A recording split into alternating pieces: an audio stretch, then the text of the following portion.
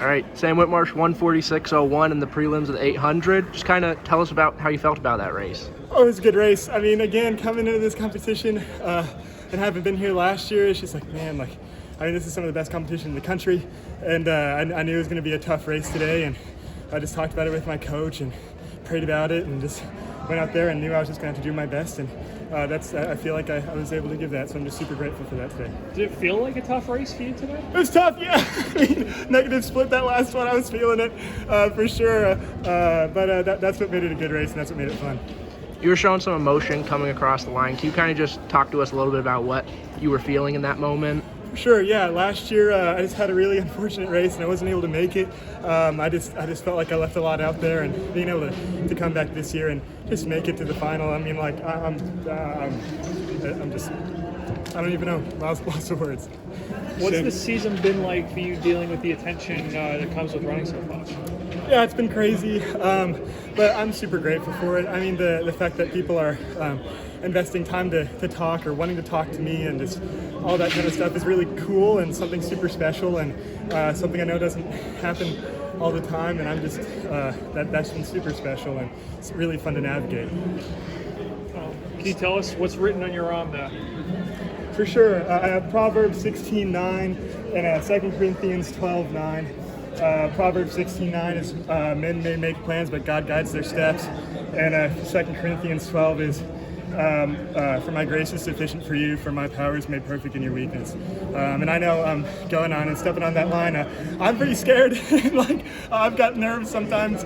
And but I know that reading that verse, it's like, man, sometimes when I'm feeling low or I'm feeling weak, I know there's somebody up there that's got me and is my foundation, so I can lean on that. It seems like a big deal for you to have made the final. Is it going to be disappointing if you don't win it, given your status as the favorite? I'm grateful to be here, and at the end of the day, I know every single person that's stepping on that line wants it. So, man, however that goes on Friday, of course, I would love to win. I'd be lying if I told you I wouldn't. But I know races don't always go your way, and that's just life. But I'm just excited to get out there and do my best and see where that takes me. Kamar was also in that race with you too, so what did it mean to have two Aggies? Oh, awesome. I mean, getting to race with these guys all the way through, bringing Caden Norris to the NCAA meet as well. Last year, I was the only one in the 800 group that made it because of some unfortunate injuries throughout our group. And so this year, being able to bring all three of my guys, and we're back there waiting to step on the line, and we're able to come together in a little group huddle and pep talk each other and say a little prayer before the race, and it just meant so much to have my brothers there alongside me and a brother there in the race with me. Why do you think you made this breakthrough this season? That's a great question. I think it could be a number of things. I mean, the grace of God is a huge one. New training.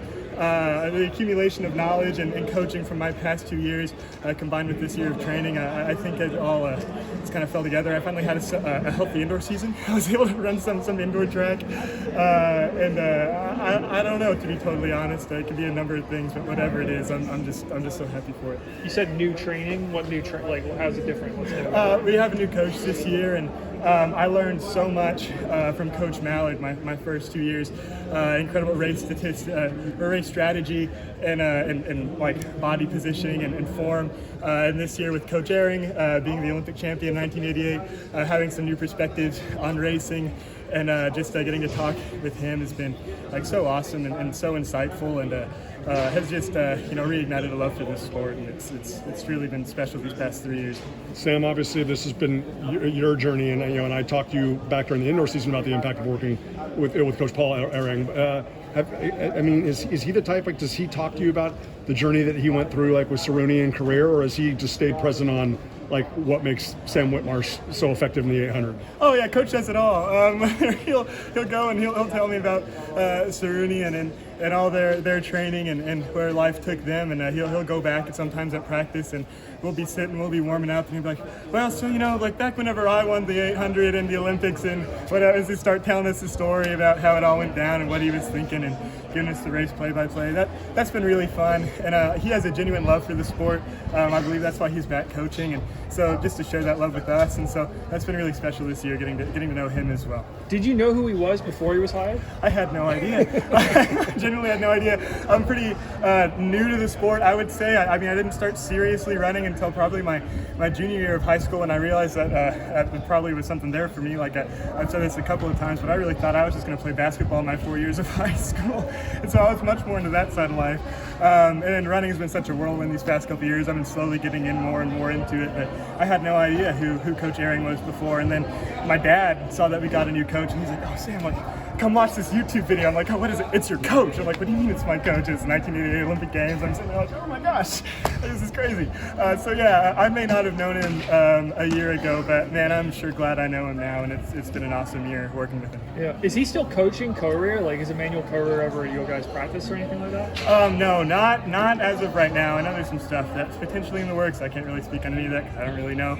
But there's always been some things being thrown around about potentially bringing people back, but we've yet to see that.